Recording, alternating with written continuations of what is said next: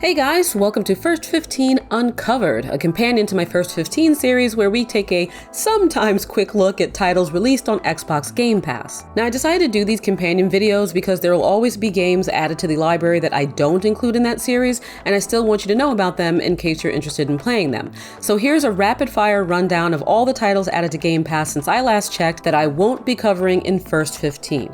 First up, we've got Lies of P from Neowitz, a new Souls-like reimagining of Pinocchio set in the Belle Epoque era. And the reason I'm not going to be covering it in First 15 is because I'm actually going to play it. Some on the channel, possibly, but mostly in my own time. Regardless, I think it was a really great inclusion with Game Pass, so if you're interested in this type of game, I would highly recommend giving it a shot. Next up, we've got Limbo, the classic atmospheric platformer from Playdead. And if you haven't gotten a chance to play that in the 4,000 years since it released, well, now you can if you have a Game Pass subscription. Speaking of classics, they've also added Quake 2 from id Software, which I won't be playing because, I grew up playing the Quake games. It's really just something for you to go back to, again, if you haven't experienced it yet. I think it's great to have these legacy games added to any library, so if you've never played Quake, check it out. Next, we've got Firewatch, the first-person mystery adventure from Campo Santo. If you like very story-driven, character-driven games, you may enjoy this one.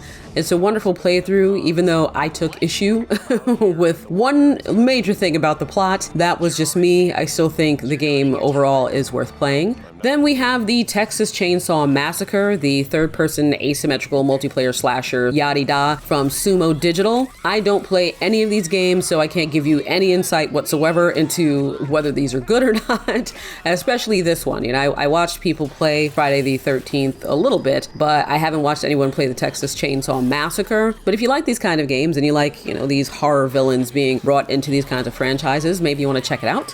Next is Call of the Wild, the Angler from Expansive Works. And it's another one of those hunting and fishing type sims that are really supposed to be very immersive and focus more on the realism of these activities. These also fall under a genre of games I don't play, so I can't offer you any insight into, if there's anything new with this. And this list is meant to really just be rapid fire anyway, not a review of anything I'm listing. It's literally just me telling you, hey, this is on Game Pass now. So if you're into this kind of thing, it's on Game Pass now. Next is Gris by Spanish developers Namada Studio, and this was the gorgeous atmospheric puzzle platformer that I won't be covering in First 15 because I actually played through it for a NoCom episode that I haven't posted yet, so look forward to that if you want to see it. And even if you do watch me play it, I still recommend playing it for yourself. It's just a lovely experience. Then we've got Starfield, the big biggie from Bethesda, and like Lies of P, this is one that I won't be covering in First 15 because I'm actually going to be playing the game myself, though I don't know if I'm going to post any episodes of it at all. If you love what Bethesda does and you were looking forward to Starfield as well, it's on Game Pass, so go and check it out.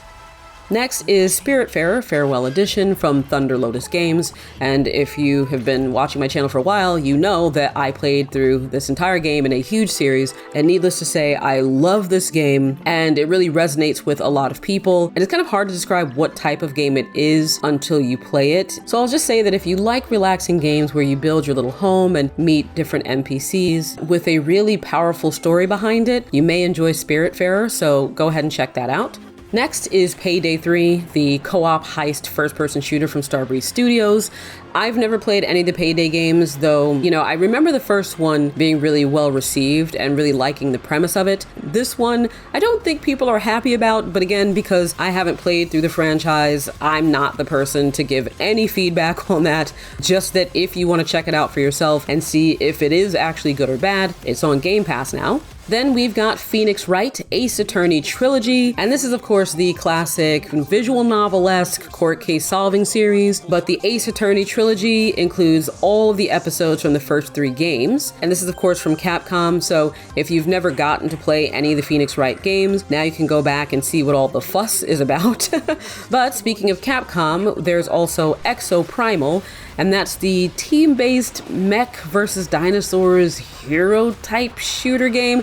It's another one of those games where, it's hard to describe. Like, if you look at it on the surface, it looks like it's just mechs versus dinosaurs. But when you examine the actual mechanics of the game and, the objective-based gameplay and how everything pans out there, it's very unique. So I will just say that if you've seen anything about it and you were like, oh, that looks kind of interesting, I'm not sure if I want to play it though, I would definitely say to check it out for yourself so you'll get a better understanding of how it actually works, because it may not be what you think it is from looking at it. Next up is Commonhood from Plethora Project, and it's a community building sim. And frankly, the reason that I didn't want to cover this in First 15 was because just the initial reviews of it seem to speak to there being a lot of functional issues with the game. And I've always said here that I play games for myself. I don't pay attention to reviews in terms of, making that decision for me. But what I do pay attention to is any mention of serious technical issues. And at the time it was released on Game Pass, it had a lot of issues where I wasn't going to be able to, shed any light on the potential of the game in the state that it was in. All of that said, though, there are people who really liked it. So if you saw mentions of this game in any, indie festivals or whatever, and you thought that it looked interesting, I would still encourage you to go and check it out for yourself.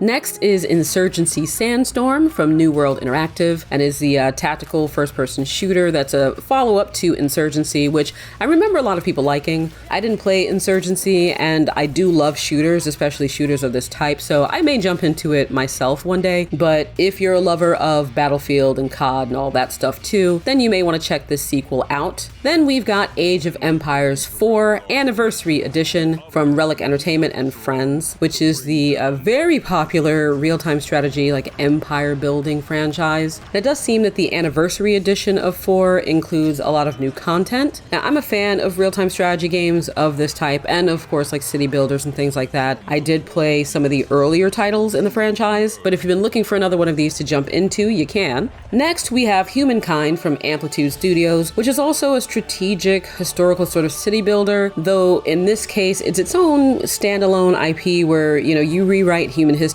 from the ancient era all the way to modern times. I haven't personally played it, but the one thing I have heard echoed again and again is that it is not like the Civilization franchise. So if you're curious about it and you like the idea of kind of an alternate approach to historical events, then you may be interested in playing Humankind. Finally, we've got Party Animals from Recreate Games, which I'm going to be honest, it just looks like Gang Beasts, but I'm not going to say that's what it's like because there may be some, underlying mechanics that are different.